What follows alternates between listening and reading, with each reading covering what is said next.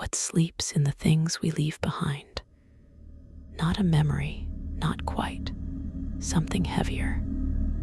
A stain, a resonance, a story told not in words, but in the cold weight of metal, in the grain of old wood, in the unblinking glass of a painted eye. Some objects are not just owned, they are inhabited. They carry with them the echo of a scream, the chill of a final breath, the desperate prayer of a dying wish. They are not haunted by ghosts, but by the gravity of their own past. A past so dense with sorrow, with violence, with malevolent intent, that it warps the space around them, bending luck, twisting fates, draining the light from any room they enter. This is not a ghost story. This is a story of shadows made solid. Welcome to the most cursed objects ever found. Before we meet them, if you believe that the past can cling to the present in tangible, unsettling ways, then join this quiet gathering. Like this video, subscribe to the channel, but only if you feel the pull of these stories in your bones. And tell me in the comments, have you ever held something that felt wrong? Now settle in. This will be a long, deep, and careful examination. We are not here to scream. We are here to listen to the silence that screams back. Number 1 rests not in a forgotten tomb, but in a simple glass case in Connecticut, USA. This is the Annabelle doll, a seemingly innocent Raggedy Ann with button eyes and red yarn hair. But its story is anything but child's play. It began in the 1970s, when a mother purchased it from a hobby store for her daughter Donna, a nursing student. Almost immediately, the doll began to move. It would shift position, cross its legs, and be found in different rooms of the apartment, a curious phenomenon at first. Then the notes began. Small pieces of parchment paper that did not exist in the home would appear with childish scrawls pleading "help us" or simply "help." The phenomena escalated into a palpable feeling of being watched, of a malignant presence within the home that seemed centered on the doll. A medium was consulted, who claimed the doll was not haunted by the spirit of a child, but was instead a conduit for an inhuman presence, a formless entity that sought to attach itself to a living soul.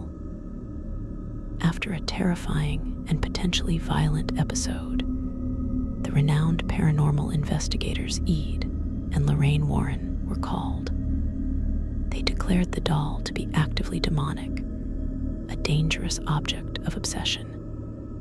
They performed a blessing and took possession of it, locking it forever inside a specially crafted glass case, marked with stern warnings not to open it ever. It remains there to this day, a silent, watchful, and deeply cursed object, a stark reminder that some doors, once opened, can never truly be closed. From a sealed modern case, we journey back thousands of years to the dusty plains of ancient Mesopotamia. Number 2 is not one object, but thousands, the Assyrian curse tablets. These are not grand sculptures, but humble slabs of clay etched with precise and terrifying inscriptions. They were buried in the foundations of palaces and cities, under the statues of protective spirits called Shedu, by kings like Esarhaddon. Their purpose was not to haunt a single person, but to protect an empire through sheer terror. The curses inscribed upon them are meticulously brutal, calling upon the gods to unleash every conceivable misfortune upon anyone who would dare damage the king's work. The inscriptions speak of plagues that would swarm over your people, of sowing your fields with salt so nothing would ever grow again, of having your name and lineage erased from the earth like water that has evaporated. It is a curse of mass production, of bureaucratic malevolence made permanent in clay. To hold one is to hold the distilled fear and absolute power of an ancient kingdom, a whispered threat from the dust that has lasted for millennia, a lullaby of domination meant to echo through eternity. And now we float to the cold, misty highlands of Scotland, to a lonely estate called Boleskine House, overlooking the dark waters of Loch Ness. Here, in the late 19th century, lived a man who was more than a man. He was a self-proclaimed magician, a Leicester Crowley. And the object at the heart of this story, number 3, is the house itself, but more specifically, the ritual mirror he used within it. Crowley purchased Boleskine to perform an ancient and extraordinarily dangerous Egyptian ritual known as the Abramelin operation, a months-long endeavor to contact one's holy guardian angel, a process which first involves summoning and binding every manner of demonic and elemental spirit to your will. The house became a spiritual pressure cooker. Crowley claimed successes that blurred the lines of reality, but the fallout was catastrophic. The property and every object within it, particularly the central ritual implements like his mirror, became saturated with the chaotic energies of interrupted and botched high magic. Locals reported visions of shadowy figures, of unnatural animals prowling the grounds. A pervasive sense of dread clung to the very stones. Later owners included Led Zeppelin's Jimmy Page. And then, tragically, it became the childhood home of the man who would become infamous as the serial killer, the Yorkshire Ripper. The house was eventually gutted by fire, not once, but twice, as if trying to purge itself. The mirror, if it still exists, is considered one of the most spiritually polluted objects to emerge from the modern occult world, a reflective surface that once sought to peer into the abyss and succeeded. Let the music carry us across the Atlantic again to the warm green hills of Georgia, USA. Here, in the 1990s, a simple antique chair, a handsome ladderback piece, entered a home and brought a waking nightmare with it. This is number 4, the Dybbuk box. It was not sold as a cursed object, but as a simple wine cabinet or box purchased at an estate sale. The owner, a furniture refinisher named Kevin Mannies, almost immediately noticed a pervasive smell of flowers and urine that seemed to emanate from it, a smell that would induce violent headaches and terrifying night terrors in anyone who slept near it. His mother suffered a stroke on the very day he gave it to her. The box was passed from owner to owner, each reporting a cascade of misfortunes, recurring nightmares of a hag-like figure, sudden onset of illness, financial ruin, strings of bad luck, so profound they defied coincidence. The box was investigated, within it were found strange items: two 1920s pennies, a small statue with an upside-down star, a lock of hair bound with cord, and a small goblet carved with the Hebrew word shalom. The most chilling theory, popularized by its story inspiring the film The Possession, is that it is a dybbuk box, a container not for wine, but for trapping a malicious, restless spirit from Jewish folklore. A dybbuk, a soul that refused to move on. The box was meant to contain it, to keep it from clinging to the living. To open it was to break that seal, to release a whisper that should have stayed silent, a lullaby of binding that became a song of release. From a box meant for containment, we travel to an object meant for worship that became an object of terror. Number 5 is the idol of the Tassidae, though that name is a mask for its true older horror. In the 1970s, the world was captivated by the discovery of a supposedly Stone Age tribe in the Philippines, the Tassidae. They were presented as a peaceful, isolated people. Among their few artifacts was a small, crude stone figure. This idol, however, had a history long before the Tassidae were ever known. Anthropologists and locals whispered that it was a anito, a spirit vessel, from a much darker and more violent tribal group. It was said to have been used in rituals involving blood, and that it carried with it a curse of violence and madness. Those who studied it too closely, or who sought to profit from it, met with bizarre accidents, mental breakdowns, and a creeping sense of paranoid dread. The curse of the idol became intertwined with the controversy of the Tassidae tribe itself, as allegations emerged that the tribe was a hoax, a fabrication.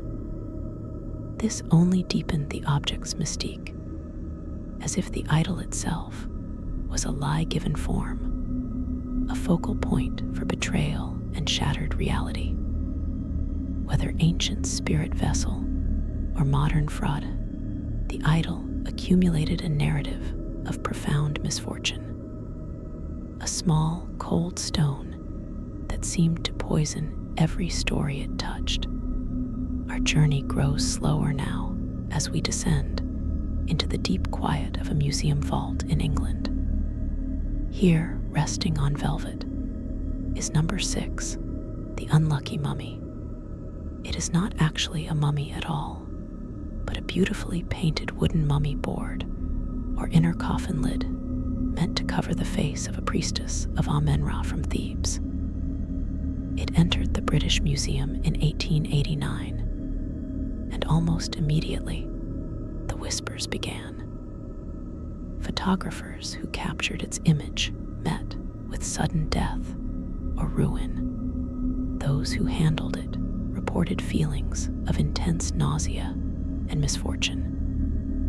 The most famous story, perhaps amplified by time, involves the sinking of the RMS Titanic. A journalist of the era claimed a passenger was transporting a cursed Egyptian artifact on that fateful voyage, and this unlucky mummy was blamed. The museum has always strenuously denied the artifact ever left its possession, but the legend persists.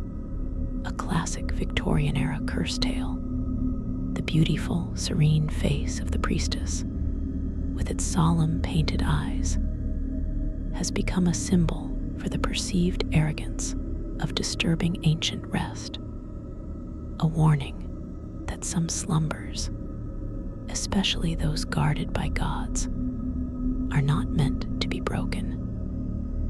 Its curse is one of reputation, A story so powerful it has taken on a life of its own, wrapping the artifact in a perpetual shroud of dread. And now we find ourselves in the curated silence of the Warrens' Occult Museum, once more drawn to a specific corner. Number 7 is the object known as the Devil's Rocking Chair. It is a rustic, handmade wooden rocking chair that once belonged to a man in Pennsylvania, a man who was a known murderer. The story goes that he would sit in this very chair on his porch and rock for hours as he plotted his crimes. After his capture and execution, the chair remained, and new owners found it impossible to keep. It would rock on its own with no draft, no touch. A pervasive feeling of despair and violent thought would fill any room it occupied. Children would report seeing the ghostly figure of a man rocking in it late at night. It was as if the chair had absorbed the man's malevolent ruminations. The rhythmic motion of his plotting had worn a psychic groove into the wood itself. To sit in it was to invite those same dark, circling thoughts into your own mind. It is a curse of pure psychology made physical, an object that remembers the evil it witnessed and repeats it in a slow, endless, lonely rock, from a chair that moves to a painting that watches. Number 8 hangs in a private collection, a burden more than a treasure. This is The Hands Resist Him, often called the haunted eBay painting. It is a 1970s piece by artist Bill Stoneham, depicting a young boy and a creepy doll standing before a glass door, with many disembodied hands pressed against it from the other side. Its first owner was a film critic who died soon after. The gallery that displayed it burned down. The painting was rediscovered decades later in an abandoned brewery. In 2000, it was listed on eBay with a now legendary description. The new owners claimed their children saw the boy and doll physically move, and even leave the painting at night to enter the room. They reported the doll owned a firearm and would threaten the boy. The listing sparked a global frenzy of fear. Viewers of the image online claimed to feel sick, to experience nightmares, to see the figure's eyes follow them. Whether a masterful hoax or a genuine psychic phenomena, the painting developed a modern digital curse, a viral haunting. It became a meme of terror, proving that a curse in the internet age can spread not through touch, but through pixels, infecting the imaginations of thousands with a single glance at a JPEG, a digital dark lullaby shared across the world. Let us settle back in deeper now, as we continue from where we drifted into the deep, animistic soul of Japan. For number 9 is not merely an object, but an entire philosophy given fearful form, a belief that the boundary between the living and the inanimate is far thinner, more porous, than we in the modern world dare to believe. We are speaking, of course, of the Tsukumogami, the tool spirits, and among their legion, the stories of specific, cursed items are whispered like secrets in old wood and worn paper. To understand the depth of this curse, one must first understand the concept itself. In Shinto and Japanese folk belief, all things possess a spirit, a kami. This spirit grows with the object, nurtured by use, by care. by the life it shares with its owners. When a household item, a teacup, a broom, a musical instrument, a futon reaches its 100th year, it awakens.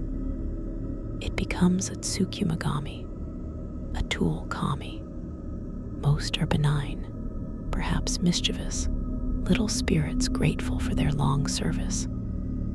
They might play small tricks, move slightly in the night, sigh with the wind. But there is another path, an object that has known only neglect, that has been discarded without a thought, left to rot in a damp attic or thrown onto a trash heap. Such an object does not awaken with gratitude. It awakens with a profound and bitter loneliness, a seething resentment for the life it was denied, and an object that has been a passive witness to a century of human sorrow, to tears shed into its fabric, to arguments hissed over its frame, to the slow decay of a lonely heart. That object absorbs that emotional poison. Its awakening is not a birthday, but a birth into malignancy. Consider then the boroborotin, the tattered futon. This is no simple blanket. It is the repository of sleep, of dreams, of the most vulnerable hours of the human body and mind. A futon used by a loving family for generations might become a gentle, protective spirit.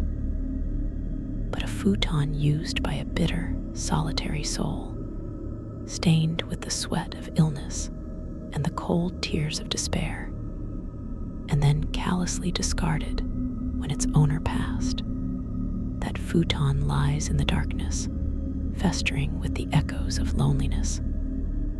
On its 100th year, it stirs. It remembers the warmth it once held and the cruelty of its abandonment. And so, in the deepest watches of the night, in a house that is not its own, it will rise. It will fold itself, not with hands, but with will, and it will seek out the sleeping.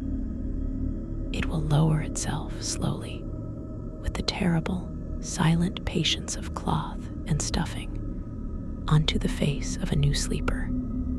It does not attack with violence, but with the suffocating embrace of the forgotten. Its curse is the revenge of the discarded, a literal and metaphorical smothering by the past we thought we had thrown away.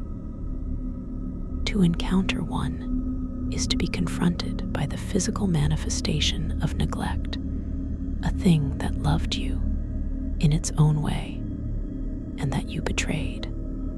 Then there is the kodo no tsukumogami. The kodo is a beautiful stringed instrument, its music delicate and complex, like water flowing over stones. A kodo played for decades by a master forms a profound bond with its player. It learns the music. It holds the vibrations of their soul. But if that master dies, a tragic, sudden death, or worse, takes their own life in a moment of ultimate anguish, the music ends in a scream of twisted strings. The kodo is packed away, silent, its final memory one of shattering dissonance. On its 100th year, it awakens, not to make music, but to replay its trauma.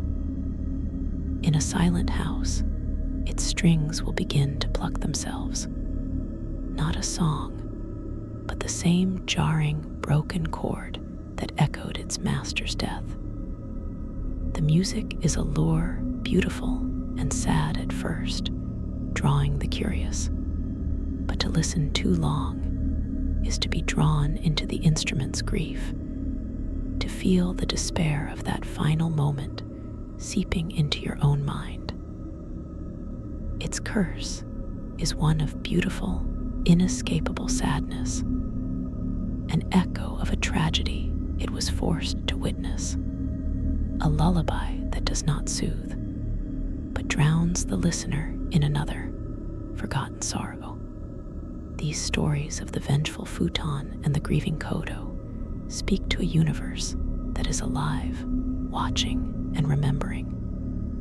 The curse of the Tsukimagami is not about evil, but about consequence. It is the universe's gentle, then terrifying, reminder that we are in relationship with everything around us. We pour our energy into the objects we use, and if that energy is poison, if our final act is one of disrespect, the object may one day return to us, not as a tool, but as a judge.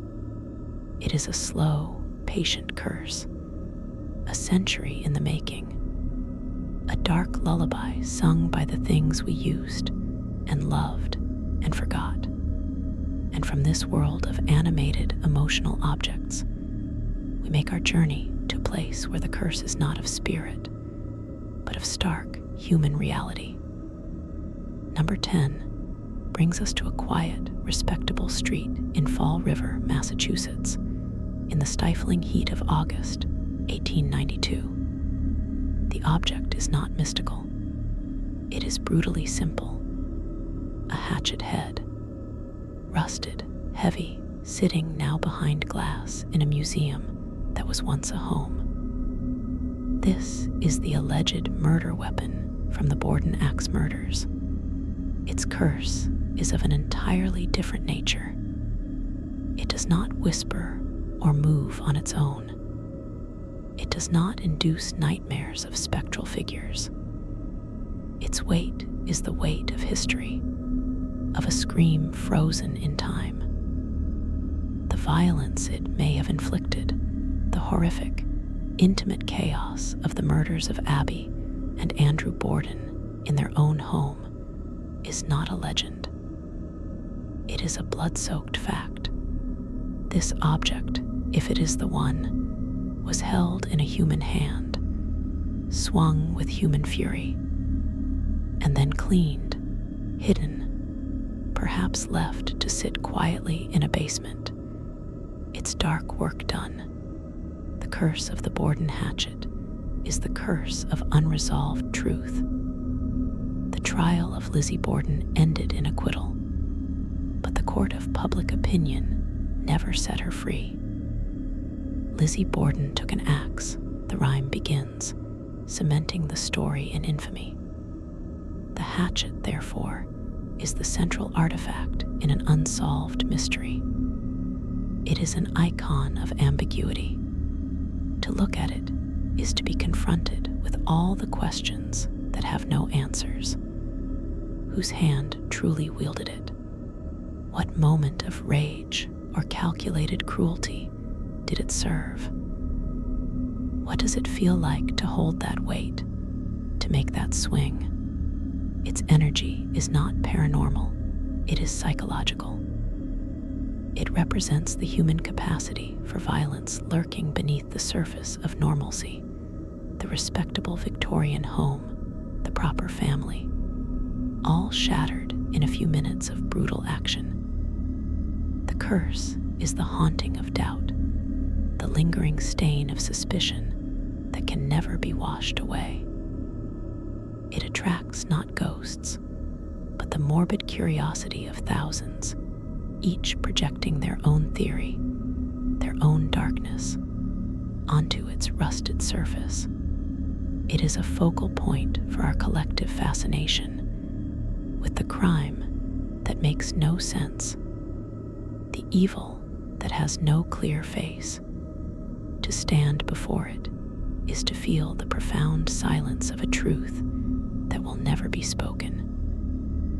It is the ultimate dark lullaby, a song without melody, composed only of the echo of a falling axe, the silence after the scream, and the endless, whispering rustle of unanswered questions, swirling around a simple piece of sharpened steel, forever waiting in the quiet of a museum that can never forget. Number 11, the ship's bell of the RMS Lusitania. To understand the profound and oceanic weight of its curse, you must first imagine the bell in its prime. See it not as a relic, but as a living voice of the ship. It is cast from the finest bronze, its surface polished to a warm, golden gleam by the diligent hands of a sailor. It hangs in its belfry, a sentinel above the teeming decks. Its sound is not a mere noise. It is the metallic heartbeat of the liner, a floating city. It marks the passage of the day in 2-hour increments: the dog watches, the middle watch, the morning watch. Its clear, resonant tone cuts through the roar of the wind and the churn of the propellers, a note of human order imposed upon the timeless chaos of the Atlantic Ocean. It calls the crew to their duties, signals fog, celebrates crossings. It is, in its essence, a sound of civilization, of progress, of mankind's confident mastery over the elements. Now hold that sound in your mind and let the calendar pages turn to a single, sun-drenched afternoon. May 7th, 1915. The sea is calm, the sky clear. Off the coast of Ireland, the Lusitania, a symbol of opulence and speed, sails proudly. Then, a single torpedo, a sleek, mechanical fish of death, finds its mark. The explosion is not just physical, it is a metaphysical rupture. In that instant, the universe of the ship is shattered, and the bell would have sounded, not with measured rhythm, but with the violent, shuddering convulsion of the ship's death throes. Its clear tone is replaced by a frantic, clanging cacophony, a sound of sheer, unadulterated panic. It becomes the soundtrack to the unraveling of 1,198 worlds. It rings over the screams, over the terrible groan of steel parting, over the hiss of inrushing water. It is the last consistent sound many would hear as the ship listed, as lifeboats were swept away, as the cold green water rose with horrifying speed. The curse of this bell, recovered later from the wreck, is not one of a haunting ghost. It is something more diffuse, more terrible. It is an object that has been saturated with the precise moment of catastrophic collective trauma. It is a psychic capacitor, charged to its absolute limit with the energy of sudden mass death. To be in its presence is not to see apparitions, but to feel a drowning sensation. Curators and sensitive individuals who have been near it speak of an oppressive, suffocating dread that seems to press from all sides, a weight in the lungs. It can induce a sense of vertigo, of the floor tilting.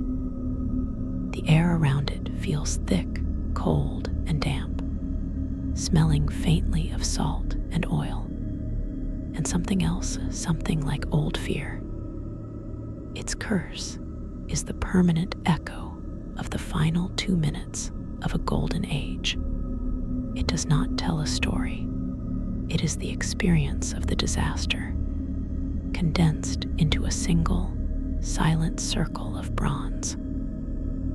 It is a lullaby of the deep, a song of sinking, of light fatting above, of a cold so complete it becomes the only truth. It sings of the arrogance of the unsinkable and the humility of the grave that waits beneath even the calmest sea. Number 12. The Sicilian funeral wreath of woven human hair. We must leave the vast, salty dread of the ocean and travel to a dry, sun-bleached hillside in Sicily, where grief is not an event, but a culture, an art form practiced in the shadows of crumbling stone chapels. In the 19th century, the cult of memory was a tangible thing. Mourning jewelry and mementos made from the hair of the deceased were not macabre, but intimate, the ultimate keepsake, a part of the beloved's very body transformed into a wearable memory. But this particular wreath, its origins smudged by time and fearful whispers, represents a perversion of that sacred intimacy. Imagine the hands that made it, not the gentle, loving hands of a bereaved daughter or wife, but the practiced, trembling hands of a man who lived among the dead. A village mortician, or perhaps a sexton, a man whose world was the cold, still air of the charnel house and the quiet weeping of the newly bereaved. He was a collector of final moments, and he developed a fixation not on one soul, but on a type of tragedy. The young woman cut down in her prime, the maiden who died of a fever, her hair still thick and lustrous, the bride to be lost in a tragic accident, her bridal veil never worn, the victim of a crime of passion, her story ended in violence. This man, in his lonely, shadowed workshop, began to collect. A lock given as a token for the coffin's pillow, a strand caught on a thorn as a body was recovered, perhaps even a clandestine, terrible clipping in the deep of night. He wove them together, strand by strand, the fair and the dark, the coarse and the fine. He braided their tragedies into a perfect, unending circle, a crown of lost potential, a funeral wreath for youth itself. The curse here is one of compounded, focused sorrow. This object is not haunted by a single ghost, but by a chorus of them. It is a nexus of unfinished lives, of stories that ended on a gasp, not a sigh. To possess this wreath is to invite a composite spirit into your home, a presence that is profoundly, achingly feminine and eternally sad. It brings with it the scent of funeral lilies that have begun to rot, of dry earth from a fresh-turned grave. In the silence of night, those who sleep near it report the faint, unmistakable sensation of someone gently, lovingly braiding their hair. It is a tender, terrifying touch. Dreams are filled with the echoes of feminine weeping, with visions of weddings that become funerals, of dances that end in falls. Its curse is the eternal melancholy of what might have been. It does not seek to harm, but to share its burden of grief, to make you understand the depth of the loss it represents. It is a lullaby sung by a choir of silenced voices, a harmony of sorrow so beautiful and so devastating it can break a heart that merely listens in the dark. It is the weight of all those forgotten girls, woven into a circle that has no beginning and no end. Number 13, the basilisk apparatus of Johann Conrad de Pell. Now, we must voyage into a different kind of darkness, not the emotional saturation of tragedy, but the cold, rational, and utterly terrifying darkness of the Enlightenment's shadow. Picture a laboratory not of flickering torches, but of the clear, hard light of the 18th century scientific mind. This is the workshop of Johann Conrad de Pell, a man of God and a man of science, a theologian who believed he could dissect the soul, an alchemist who thought he could bottle the spark of life itself. He was born, ominously, at Castle Frankenstein, and his life's work seems a blasphemous attempt to live up to that name. The apparatus itself is a nightmare of nascent engineering. It is not one object, but a concatenation of many. A large, riveted iron cylinder, like a crude boiler, a snaking network of copper tubes, verdigris stained, glass retorts and alembics, their curves catching the light, valves, and stopcocks of tarnished brass. It smells of ozone, of burned hair, of a butcher's shop on a hot day, and beneath it all, the sweet-rotten scent of Dipel's infamous Dipel oil, distilled from animal bones and offal, which he believed was a key to the elixir vitae. But its purpose is the source of the curse. Dipel was not trying to create a monster of flesh. He was trying to generate a concept, a principle of lethal creation. He sought to use this apparatus through alchemical processes involving mercury, phosphorus, and his foul oils to create the conditions to manifest a basilisk, the legendary king of serpents, born from a rooster's egg hatched by a toad, whose gaze could petrify and kill. He was attempting to weaponize mythology, to force a creature of symbolic terror into physical reality through chemistry and will. The apparatus, therefore, was never inert.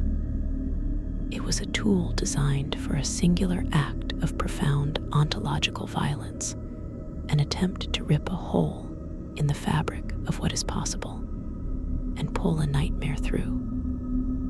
And the legends say it succeeded, not in creating a serpent, but in creating a stain.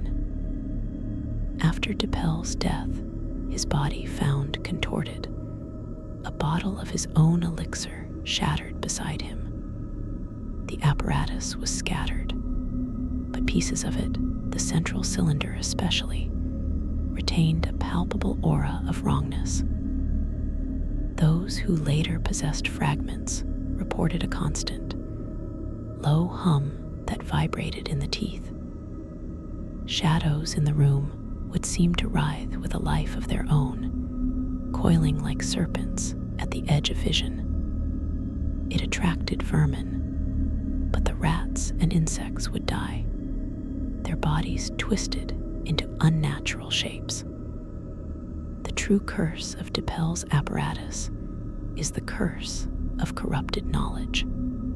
It represents the moment when curiosity curdles into hubris, when the desire to know becomes the desire to dominate nature in its most sacred aspects, life and death.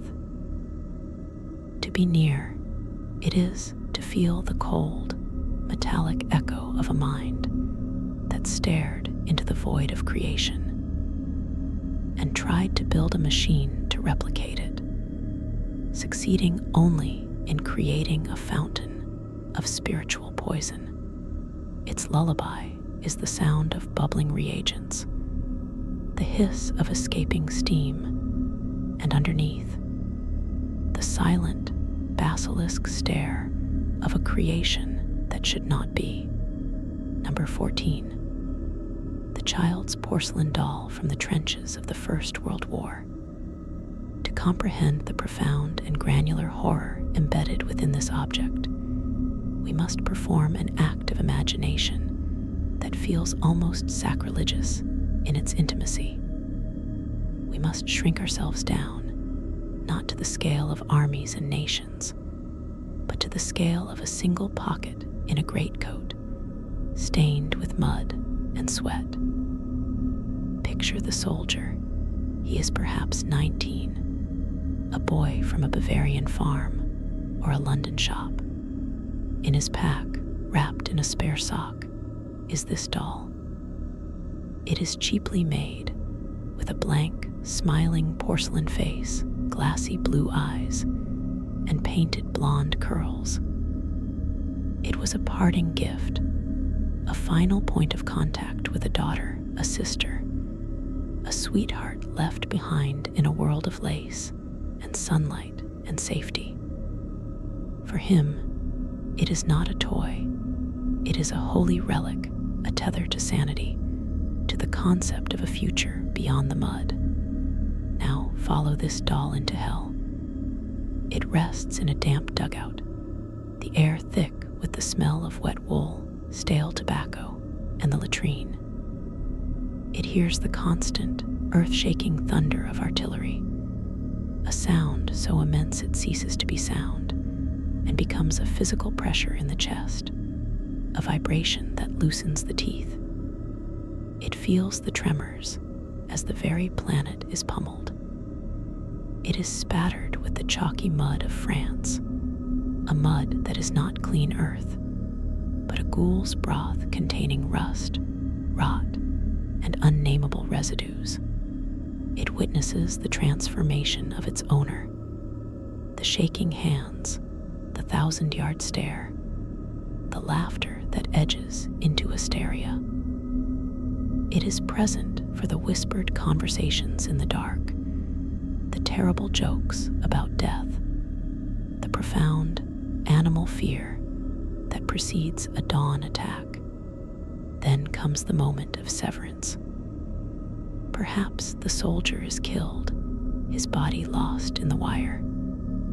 The doll is thrown from his pack, or pulled from his still warm pocket by a comrade, who then, too, falls.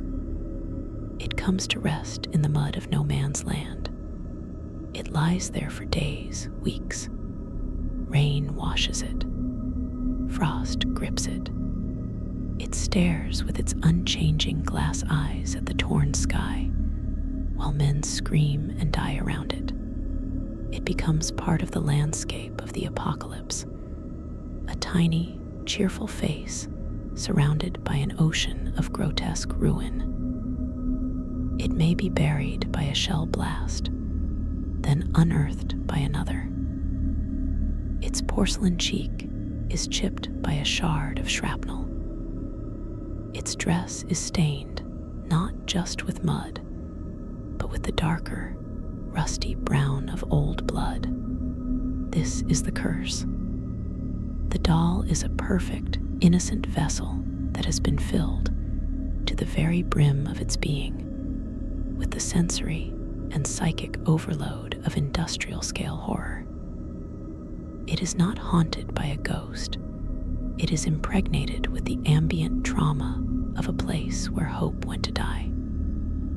Its curse is one of total, passive absorption. In a quiet, modern home on a shelf, it does nothing, but it emanates. It broadcasts a frequency of pure, distilled despair on a wavelength only the subconscious can fully receive. Owners report inexplicable phenomena centered not on apparitions, but on sensory memory.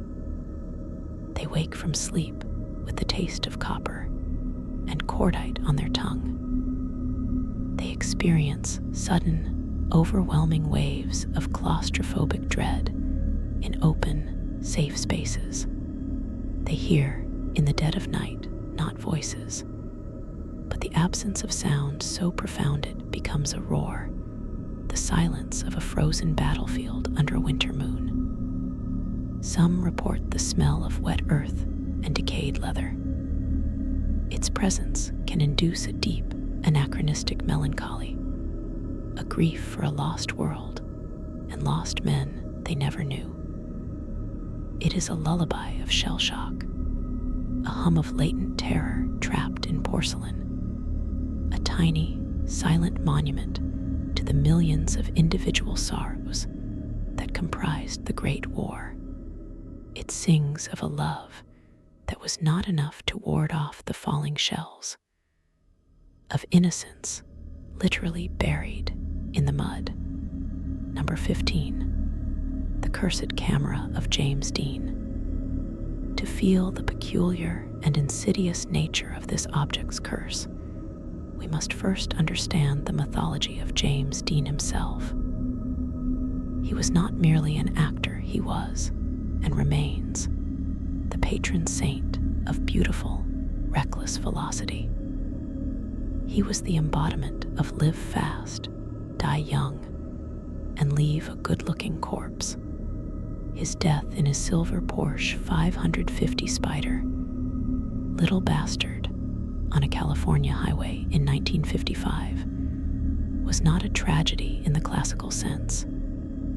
It was the logical, almost aesthetic culmination of his persona.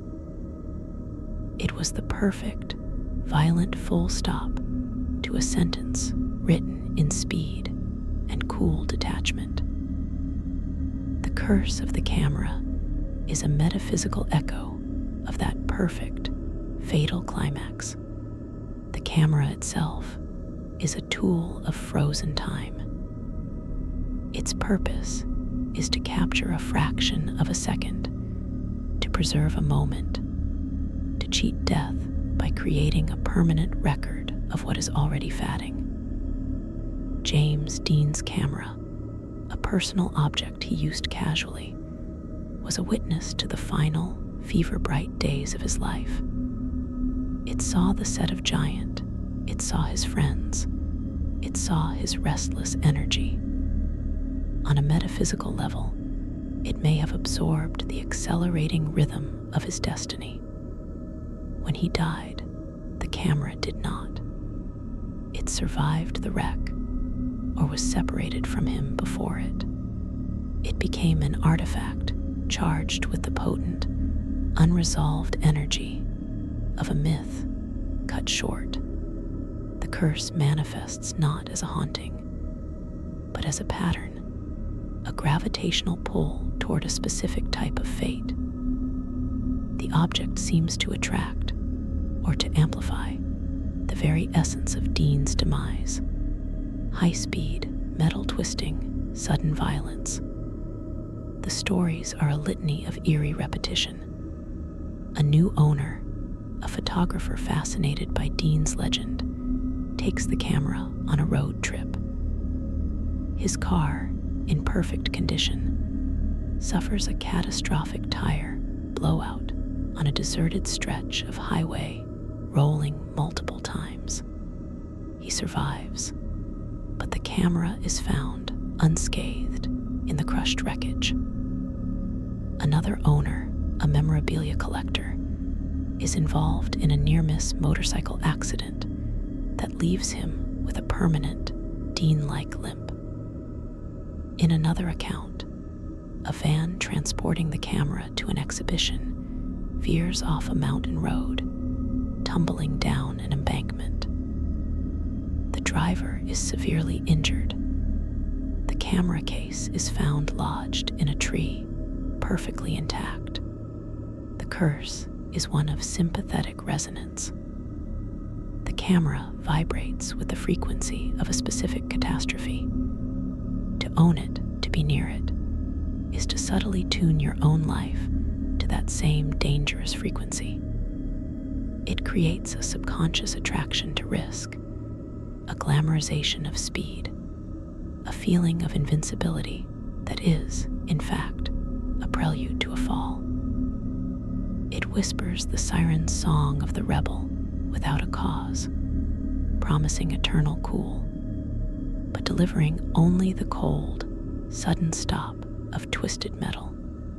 Its lullaby is the hypnotic, rising whine of a high-performance engine pushed to its red line, a sound that is both thrilling and fatal, a melody that promises freedom, but ends, always, in a deafening, final silence. Number 16, the pendant of the Pearl Poet. We must now travel from the modern mechanical curse of velocity to an older, more literary, and more insidious form of enchantment. This pendant, a heavy disc of tarnished silver, is a thing of text and texture, of words worn smooth not by air, but by contemplation. It was allegedly unearthed near a ruined chantry in England's West Midlands, a landscape of damp green hills and whispering forests, the very landscape that haunts the pages of the anonymously penned 14th century masterpiece, Sir Gawain and the Green Knight. This poem is no simple romance. It is a chilling, psychologically dense narrative of a moral test wrapped in a supernatural game. A monstrous, green-skinned knight issues a challenge. Strike me with this axe, and receive a return blow in a year and a day. Sir Gawain accepts, beheads the knight, and is horrified when the knight picks up his own head and reminds him of the bargain. The subsequent story is one of Gawain's journey towards the inevitable, his stay at a castle where he is tempted, his failure of perfect honesty, and his final, trembling meeting at the Green Chapel, where the knight's axe finally descends, only to nick his neck, a punishment for his small failing. It is a poem about the fear of death, the burden of chivalric codes, and the unsettling, smiling nature of fate itself. The pendant is said to have been the poet's focus, a thing he would hold or stare into by the guttering light of a tallow candle, as he wrestled these profound and terrifying themes into alliterative verse. Its surface is etched not with clear images, but with intricate, interlocking lines that might be decorative, not work, or might be a form of encoded script, a mnemonic device for the complex structure of his poem. The curse of this pendant is the curse of the artistic process taken to a consuming, pathological extreme. It is not malice, but a profound and inescapable absorption. A scholar studying it might find themselves not just analyzing the poem, but inhabiting its psychological landscape. The world outside the window begins to look like the wilderness of Wirral. The winter wind sounds like the Green Knight's laughter. They become obsessed with the concept of the bargain, the debt that must be paid. Their own small ethical compromises swell in their mind to Gawain-sized betrayals. A writer who wears it seeking inspiration becomes trapped in a loop of their own creation, unable to finish a story because every ending feels either too merciful or too cruel, mirroring Gawain's ambiguous punishment. The pendant induces a state of hyperlucidity focused on moral ambiguity and impending doom. It brings dreams not of monsters, but of polite, terrifying games where the stakes are your life, and your host smiles with emerald green eyes. Its curse is the weight of the story itself. It is the metaphysical residue of a mind that spent years contemplating the axe blade's fall, the green stain of the otherworld, and the fragility of human virtue. To be exposed to it is to have the elegant, bleak music of Sir Gawain and the Green Knight become the background score to your own thoughts. Its lullaby is the soft, rhythmic thwack of an axe biting into a block of wood, repeated infinitely in the mind's ear. a reminder that a promise made must be kept, and that the green chapel, the place of your testing, awaits you at the appointed hour, deep in the frozen, silent forest. Number 17, the mirror from the Myrtle's plantation. To understand the profound and layered curse of this object, we must first dispel the notion of a mirror as a simple reflector. In the world of the paranormal, a mirror is never just glass and silver. It is a potential portal, a pool of still consciousness, a membrane between worlds. It captures light, yes, but it also captures glances, secrets, and the silent, unseen dramas of a room. The Myrtle's Mirror, a grand, French-inspired piece with a gilt-scrolled frame swirling like frozen cream, is not merely haunted. It is a recorder. It is an archive of light and shadow, and its curse is the terrible, involuntary playback of a history written in violence and grief. We must situate it. The Myrtle's plantation in St. Francisville, Louisiana, is a place where the air is thick with jasmine and regret. Built on wealth extracted from enslaved labor, its very foundations are steeped in a profound moral dissonance, beauty built on brutality. The mirror witnessed it all from its place on a wall.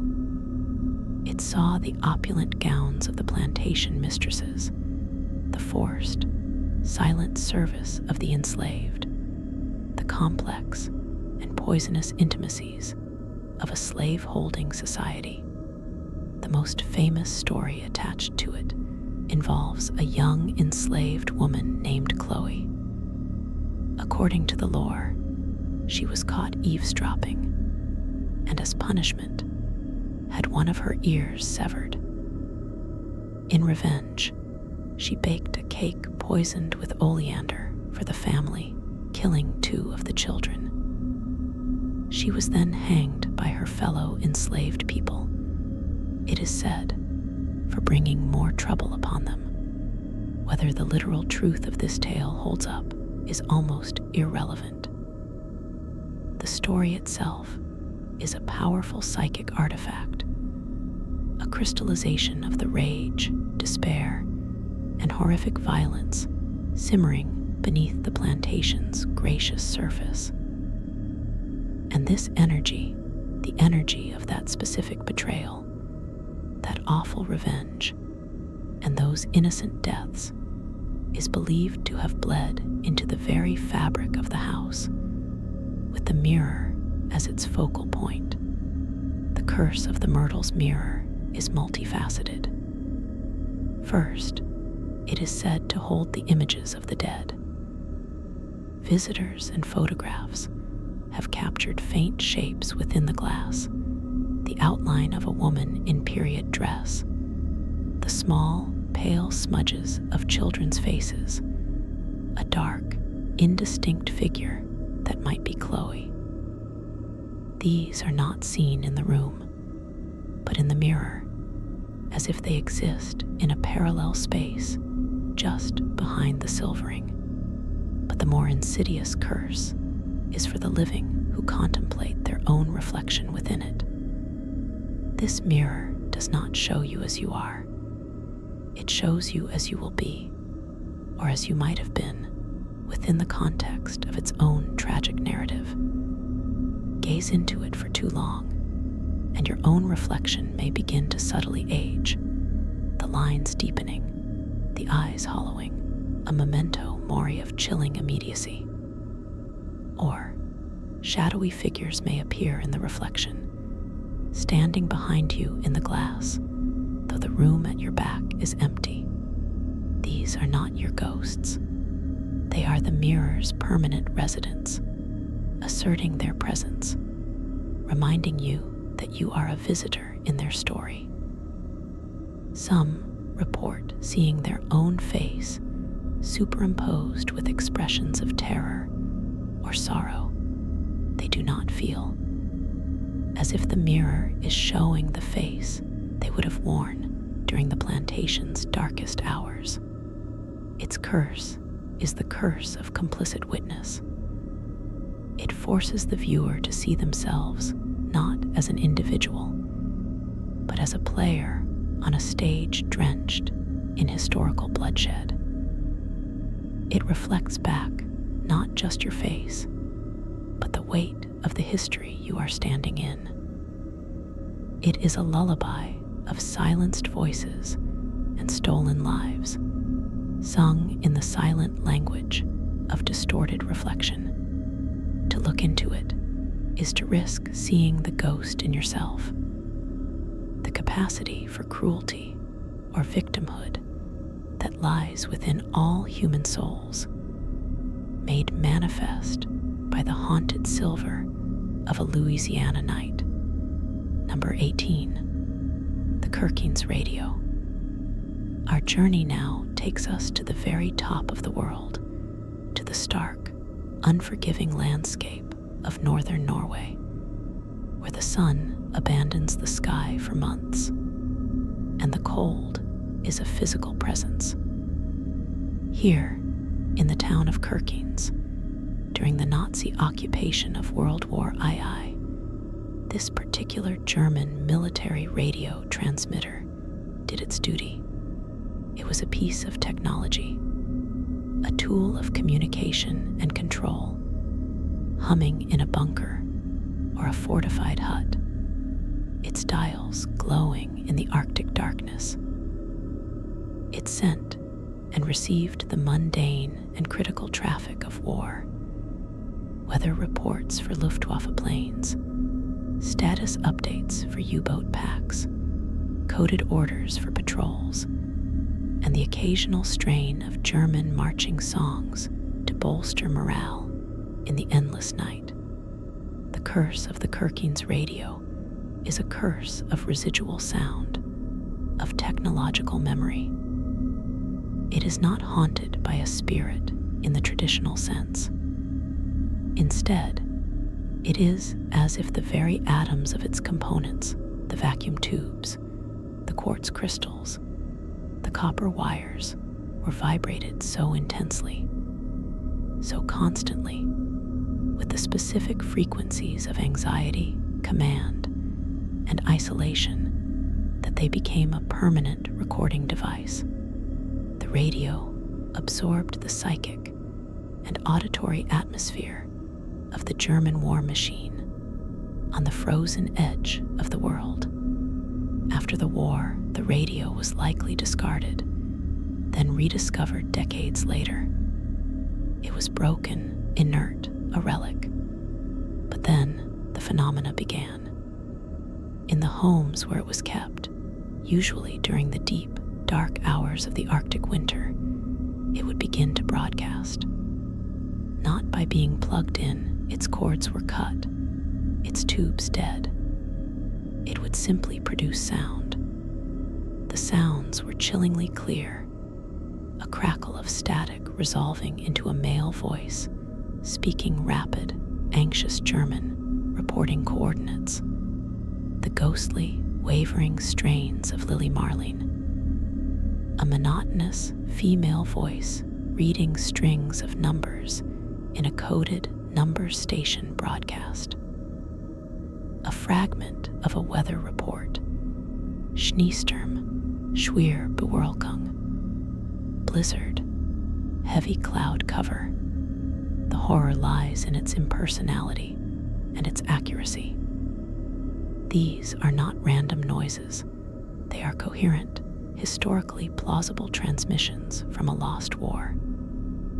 It is as if a slice of time from 1943 has become stuck, like a scratched record, and is endlessly, faintly playing back through the corpse of the machine that once conveyed it. The curse is one of temporal dislocation. It forces the past into the present in the most jarring way through the intimate, disembodied human voice. To own this radio is to host a ghost not of a person, but of an era, of a specific global madness made local and immediate in your living room. Its lullaby is a phantom broadcast from a defeated empire, a loop of urgent messages sent to soldiers long dead, a signal from a frozen hell that refuses to be silenced, forever searching for a headquarters that no longer exists across a static sea of time. Number 19. The quilt from the Donner Party. We travel now from the technological to the primal, from the frozen north of Europe to the frozen Sierra Nevada of California. This object is perhaps the most devastating in its simplicity, the most profound in its silence. It is a quilt, a utilitarian object pieced together from scraps, worn-out woolen coats, faded calico dresses, the last precious bits of fabric carried across a continent. It was not made by a single artisan for beauty, but by many hands for sheer, desperate survival against the cold. And it failed. To hold this quilt, even in imagination, is to touch the very fabric of human extremity. The Donner Party, a group of westward-bound pioneers, became trapped by early and monstrous snowfalls in the winter of 1846-47 at what is now called Donner Lake. Their story is the American frontier myth turned in on itself, devouring its children. What began as a journey of hope descended into a slow-motion nightmare of starvation, freezing, and the final, unthinkable taboo. This quilt was there. It wrapped shivering bodies. It absorbed the scent of wood smoke from a failing fire, the smell of unwashed skin and despair. It was a witness to the whispered, agonizing calculations, the glances that grew longer and stranger, the gradual dissolution of all social bonds and moral certainties. It was present for the silence that followed the first desperate act of cannibalism, a silence more terrible than any scream. The quilt does not judge. It merely contains. It is a textile archive of the moment when civilization, stripped layer by cold and hunger, vanishes completely, leaving only the raw, animal will to persist for one more hour. Its curse is not active, not malicious. It is passively immense. It is the curse of absolute witness.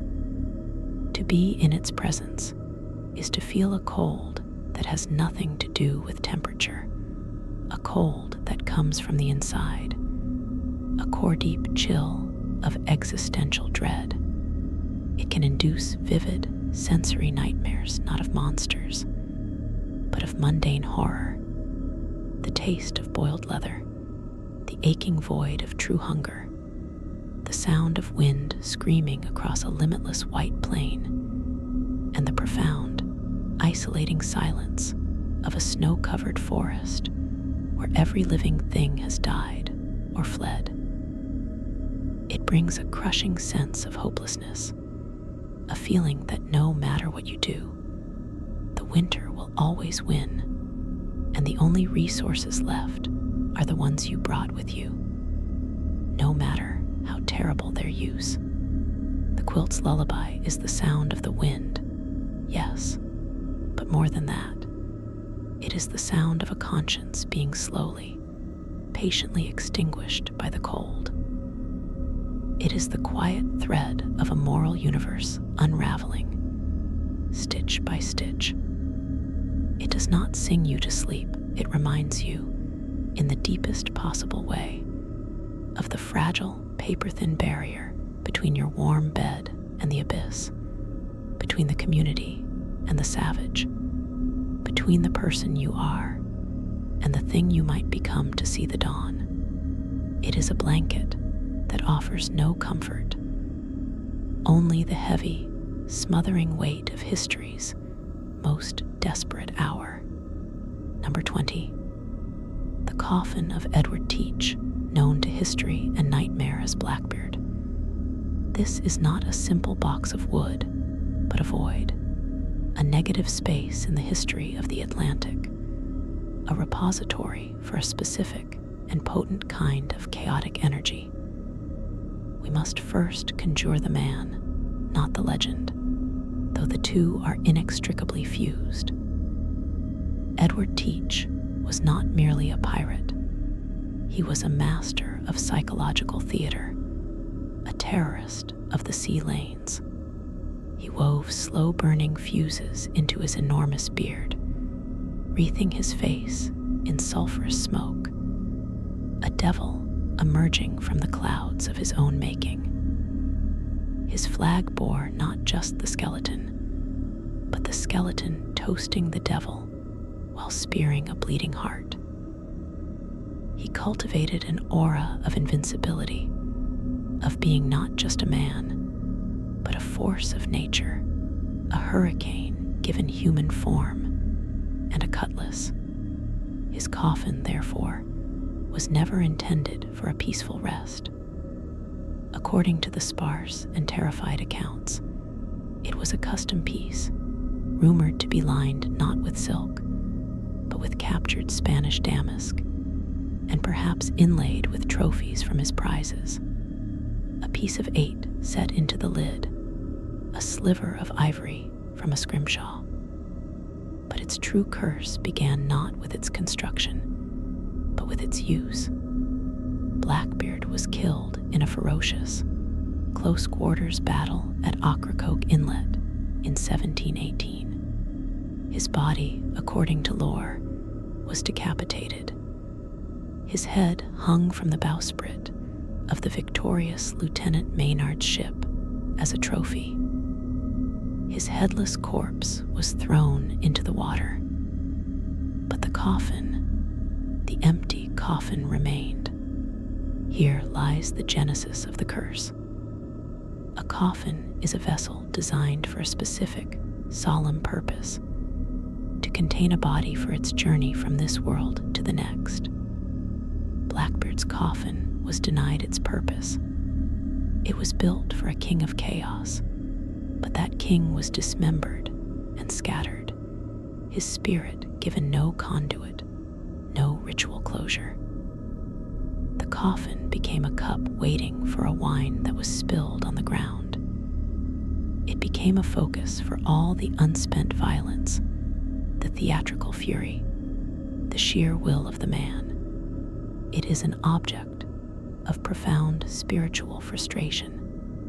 The legends say the empty coffin was buried, or perhaps hidden, in the Carolina marshes. And where it lies, the natural order rebels. The sea nearby grows unnaturally calm, then violent without warning, as if the ghost of Teach is still practicing his tempests. Fishermen report seeing a phantom ship with smoking rigging on the horizon, only for it to vanish. More tangibly, those who have claimed to possess pieces of the coffin, a splinter of its wood, a fragment of its lining, meet with a specific pattern of misfortune, centered on betrayal and sudden, shocking violence. Fortunes are lost not through slow decay, but through one catastrophic business betrayal.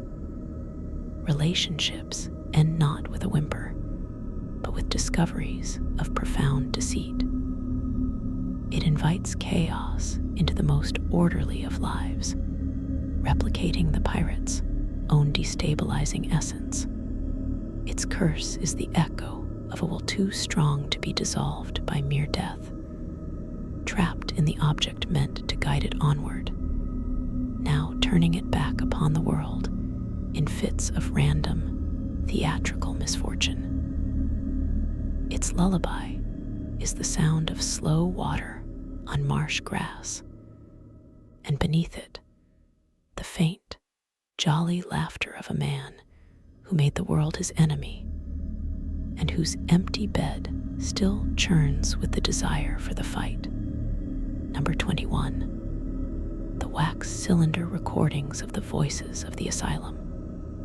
This curse is one of the most modern and yet most intimate we have encountered, born at the dawn of recorded sound. In the late 19th and early 20th centuries, asylums were not just hospitals, but repositories for society's fractured minds. Doctors, in a mixture of nascent science and grotesque curiosity, began using the new technology of the phonograph to capture the voices of their patients. They recorded monologues, songs, screams, pleas, and the rambling confessions of souls adrift in their own private hells. These brown wax cylinders are the cursed objects. Each one is a fossilized moment of pure, unmediated human psychic pain. The process of recording itself was an alchemy of torment. A frightened, confused, or psychotic individual forced to speak into the cold brass horn of a machine. Their most inner turmoil made external permanent and turned into a scientific curiosity. The voice was literally carved by a vibrating needle into the soft wax, a physical engraving of madness. Curse of these cylinders is not one of ghostly infestation, but of resonant empathy. To play one back on a period-correct phonograph is not to hear a historical document. It is to open a direct, acoustic conduit to a moment of supreme psychological anguish from a century ago. The sound is ghostly enough, thin, scratchy, wavering, but the content transcends the medium. The despair in the voice, the confusion, the shattered syntax, the sudden bursts of song or weeping do not feel archival. They feel immediate. Listeners report being physically overcome by the emotions encoded in the grooves. A suffocating depression, a spiraling panic, a disorienting detachment from reality that lingers long after the cylinder stops spinning. Some hear, in the silences between words, not blank space, but the oppressive, echoing silence of the asylum ward itself. These objects are prisons for screams. They are tiny, cylindrical tombs for personalities that were already buried alive by their own minds, and a society that did not understand them. Their curse is the violation of their creation, compounded by the haunting of their playback. They force the listener to become a reluctant witness to a private agony that was never meant to be preserved, making one complicit in the original act of clinical voyeurism. Their lullaby is the sound of the needle in the groove, a relentless, circular journey that traces, over and over, the exact neural pathway of a forgotten person's breakdown. A melody of fractured thought that can, if listened to too closely, begin to crack the sanity of the listener in sympathetic vibration. Number 22. The Mithraic Torctony fragment from Carnuntum. We must now travel far from modern anguish to the cold, star-charted mysteries of the ancient Roman world. This object is a broken piece of stone relief, perhaps the size of a large book. It depicts a section of the central ritual image of the cult of Mithras, the Torictony, or bull-slaying scene. Here we might see the god Mithras's draped knee, the sinuous tail of the bull, the paw of the loyal dog leaping to drink the sacred blood, or the twisted form of the scorpion attacking the bull's genitals. This was not decorative art. It was the central icon of a secretive, all-male, soldier-centric mystery religion that rivaled early Christianity. To look upon the complete image was a privilege earned through 7 grades of initiation, each with its own ordeal and revelation. The curse of this fragment is a curse of incomplete knowledge and violated secrecy. The Mithraic cult was profoundly esoteric. Its meanings were layered in astrology. The bull is Taurus, the dog is Canis Minor, the scorpion is Scorpio in cosmology, and in promises of spiritual salvation and fraternal bond. The full Torictony was a puzzle, a map to the soul's journey, and its power was unlocked only through guided revelation within the sacred, cave-like Mithrium. This fragment, torn from its context, is a word ripped from a spell. It holds all the potent, focused energy of a profound mystery, but none of the keys to understand or safely channel it. It was never meant to be seen by the uninitiated, let alone owned as a curiosity. Its curse manifests as a deep, intellectual unease that spirals into obsession. Archaeologists or historians who focus on it find themselves plagued by dreams of subterranean chambers, of chanting voices in lost languages, of feeling on the brink of a cosmic understanding that eternally slips away. It brings a sense of being watched by something utterly impersonal and ancient, not a ghost, but a principle, a cold, stellar intelligence associated with the cult's worship of Sol Invictus, the unconquered sun. It can induce a feeling of profound isolation, mirroring the cult's exclusive brotherhood from which the viewer is forever barred. The symbols on the stone, meant to guide initiates toward light, instead act as psychic snares for the unprepared, trapping them in a labyrinth of unanswered questions. Its curse is the weight of a god's hidden face, the torment of a secret that mocks you with its proximity, but guards its essence eternally. Its lullaby is the sound of a dagger plunging into stone, the silent spilling of celestial blood for a congregation that vanished millennia ago. A ritual half remembered that now plays out in the mind of the beholder, an initiation into mystery that leads only to the empty, starless dark of forgotten meaning. Number 23. The silent nursery music box from the Hoa Binh orphanage.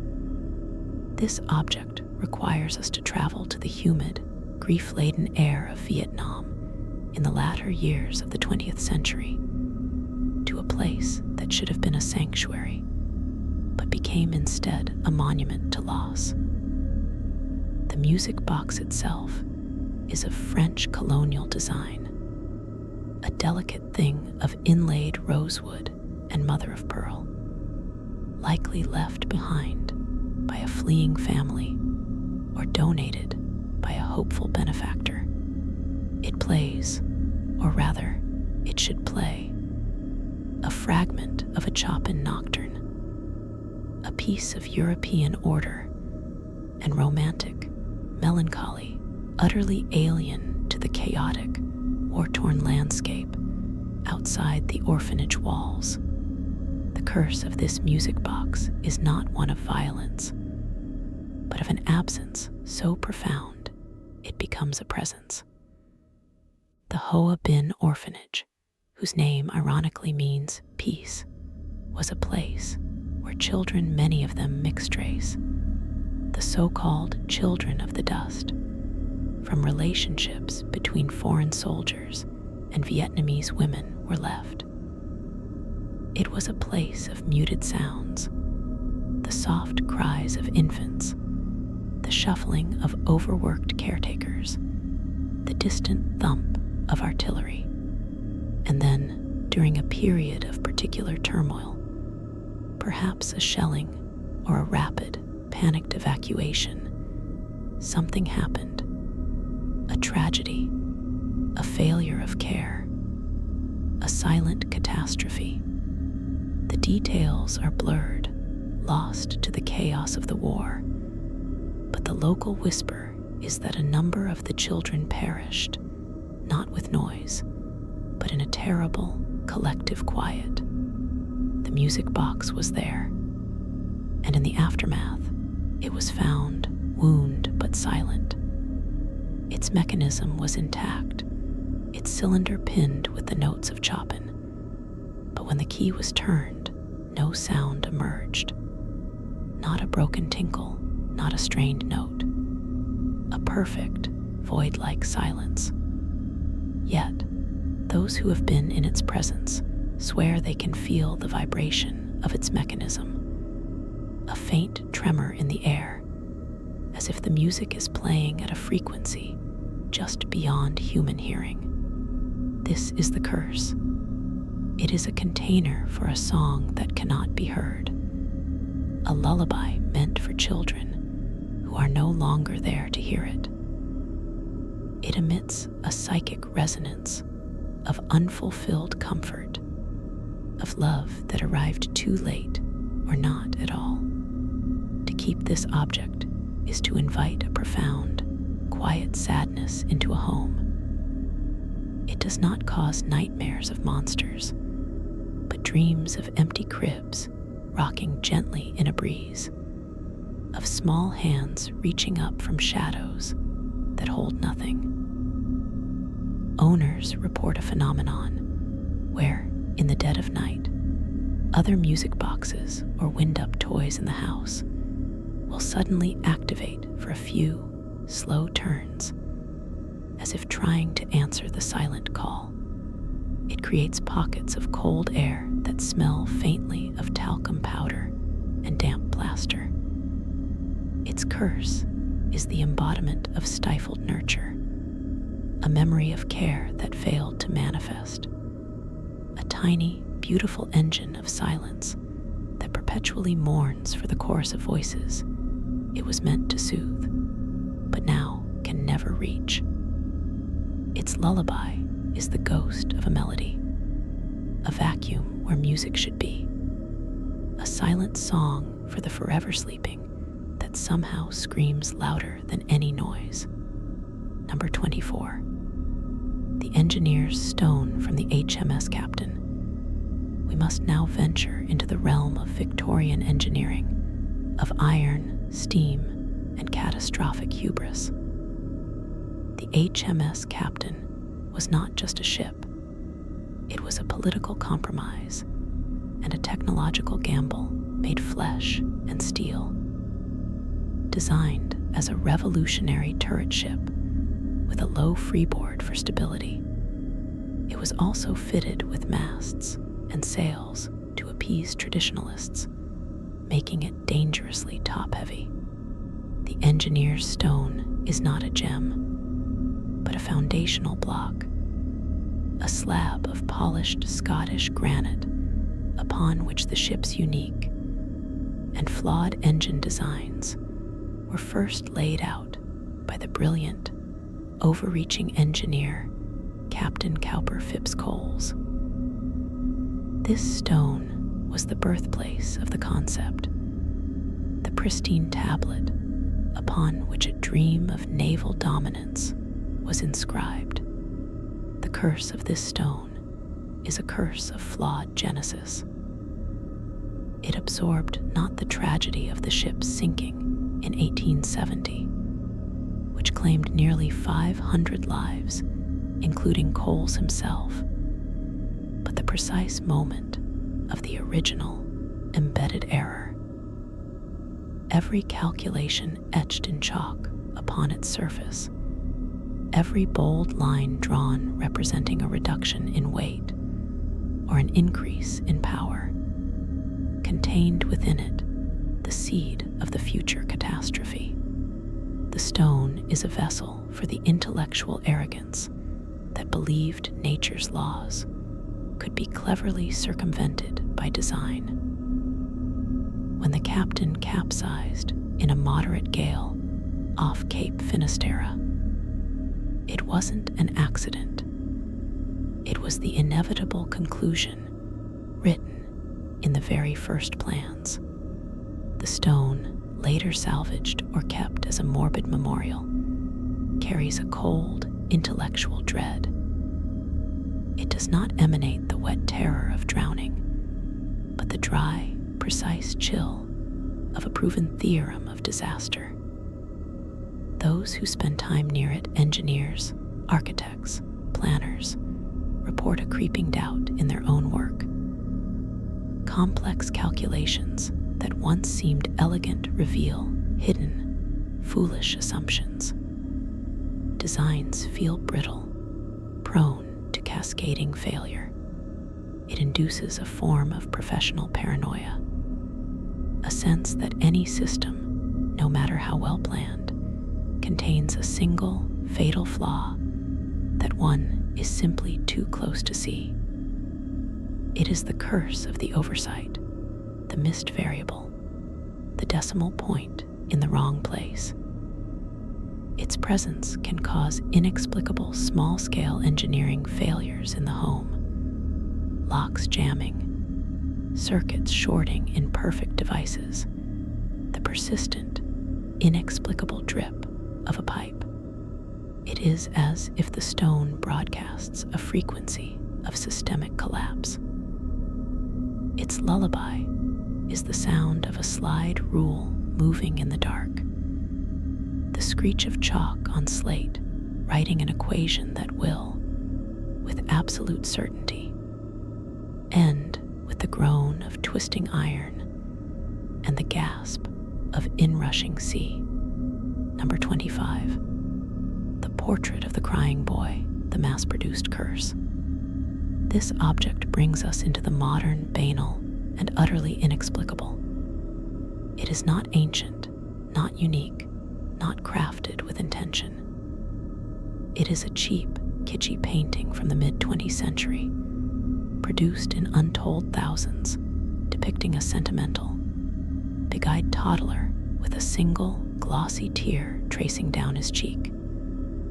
Its curse is democratic, indiscriminate, and terrifying in its sheer pointlessness.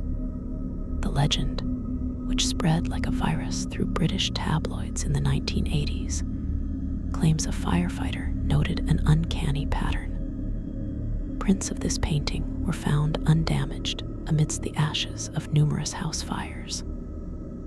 The story grew.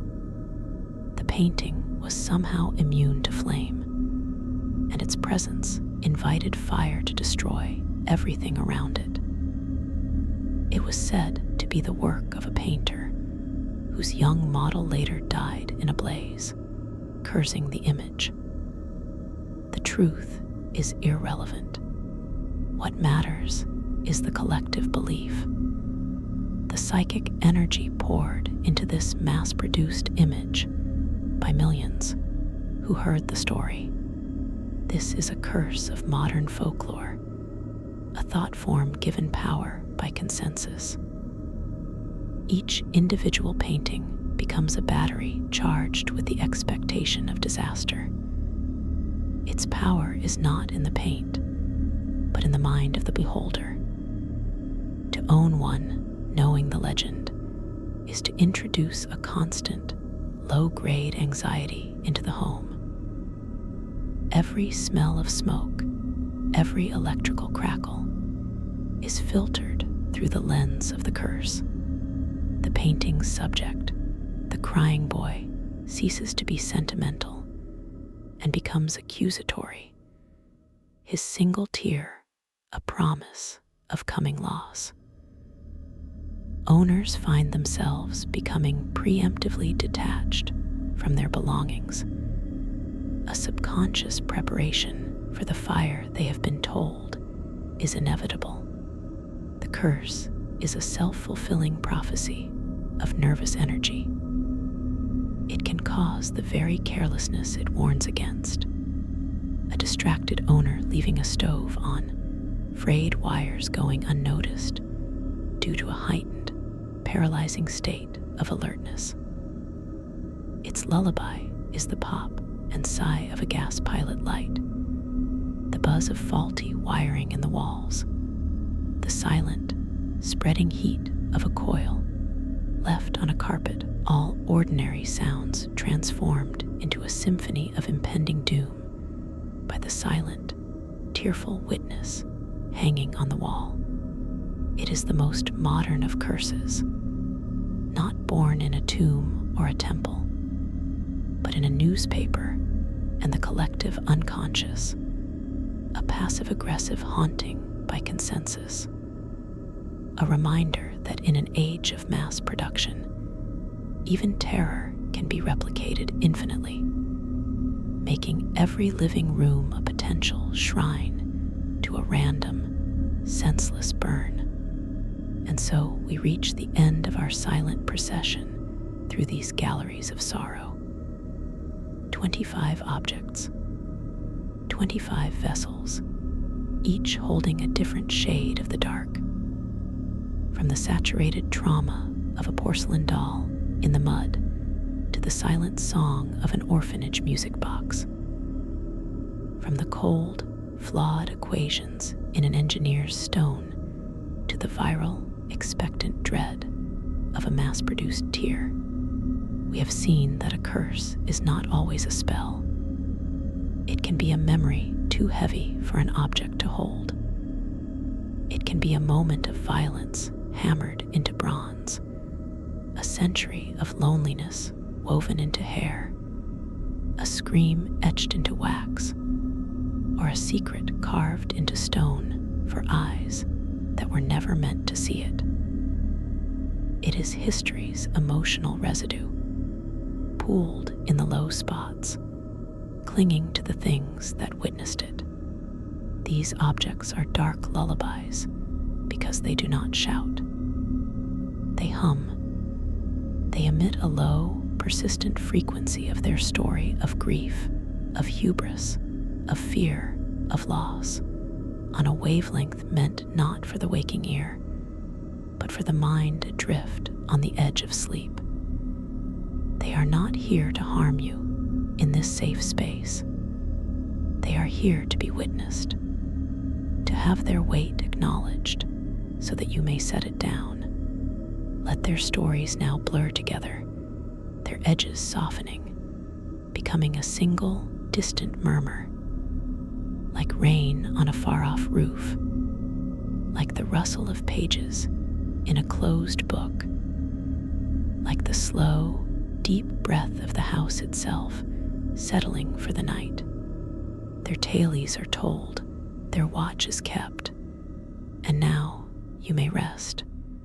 Sleep deeply.